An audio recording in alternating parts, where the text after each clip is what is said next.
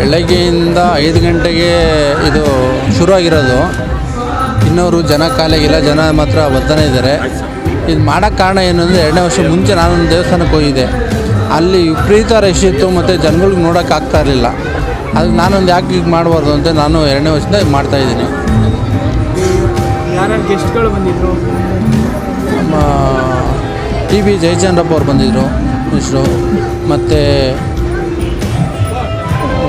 ಗುರುಗಳು ಬಂದಿದ್ದರು, ಇಬ್ಬರು ಸ್ವಾಮೀಜಿಗಳು ಬಂದಿದ್ದರು, ಮತ್ತು ಹಲವಾರು ಮುಖಂಡರು ಬಂದಿದ್ದಾರೆ.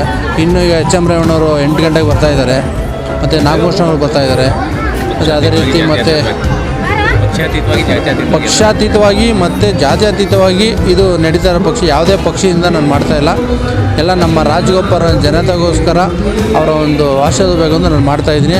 ಅವರ ಒಂದು ನಾನು ದೇವಸ್ಥಾನಕ್ಕೆ ಹೋದ ಈ ಥರ ಆದಾಗ ನಾನು ಯಾಕೆ ಮಾಡಬಾರ್ದು ಅಂತ ಇದು ಮಾಡಿದ್ದು. ಆದರೆ ಜನಗಳೆಲ್ಲ ತುಂಬ ಇಷ್ಟಪಟ್ಟಿದ್ದಾರೆ. ಇದೇ ರೀತಿ ಮುಂದೆನೂ ಮಾಡ್ಕೊಂಡು ಹೋಗ್ತೀನಿ ಅಂತ ಬೆಳಗ್ಗೆಯಿಂದ ಎಷ್ಟು ಜನ ಬಂದಿದ್ದಾರೆ? ಎಷ್ಟು ಜನ ಬರೋ ನಿರೀಕ್ಷೆ ಇದೆ ಒಟ್ಟಾಗಿ? ಬೆಳಗ್ಗೆಯಿಂದ ಒಂದು 18,000 ಜನ ಬಂದಿದ್ದಾರೆ.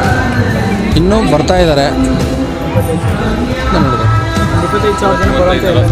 25,000-30,000 ಜನ ಮೇಲೆ ಬರ್ತಾರೆ. ತಿರುಪತಿಯಿಂದ ಲಡ್ಡು ಮತ್ತು ಪ್ರಸಾದ ವಿನಿಯೋಗ ಇದೆ.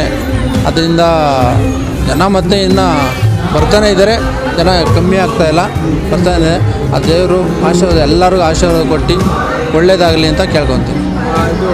ಆರೋಗ್ಯ ಶಿಬಿರ ಆಯೋಜನೆ ಮಾಡಿದ್ದೀವಿ.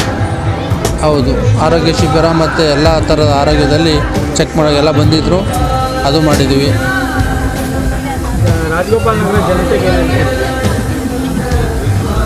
ರಾಜಗೋಪಾಲ ಜನ ಅವರೇ ಹೇಳ್ಬೇಕಾಗುತ್ತೆ. ಈಗ ಇದು ಮಾಡಿದ ಚೆನ್ನಾಗಿದೆ ಇಲ್ವ ಅಂತ, ಅನುಕೂಲ ಆಗಿದೆ ಇಲ್ವ ಅಂತ ಅವರೇ ಹೇಳ್ಬೇಕಾಗುತ್ತೆ. ನನಗಂತೂ ತುಂಬ ಖುಷಿ ಆಗ್ತಿದೆ. ಅವ್ರು ಹೇಳೋ ಮಾತು ಕೇಳಿ ಒಳ್ಳೆ ನಮಗಂತೂ ತುಂಬ ಖುಷಿ ಆಗ್ತಾಯಿದೆ. ಅದನ್ನು ಬಿಟ್ಟು ನೀವೇ ಕೇಳ್ಕೊಳ್ಳಿ ಅವ್ರನ್ನ, ಅದನ್ನು ಹೇಳಕ್ಕೆ ನನಗೆ ತುಂಬ ಖುಷಿ ಆಗ್ತಾಯಿದೆ. ನನಗೆ ಅವ್ರು ಹೇಳೋ ರೀತಿ ನೋಡಿದ್ರೆ ತಿರುಪತಿಗೆ ಹೋಗಿ ಬಂದಂಗೆ ಆಗ್ತಾಯಿದೆ ನನಗೆ. ಆ ದಶಾವತಾರ ಇವೆಲ್ಲ ನೋಡಿ, ಪ್ಲಸ್ ಒಂಥರ ಚೇಂಜಸ್ ಇದೆ ಈ ಜೊತೆ.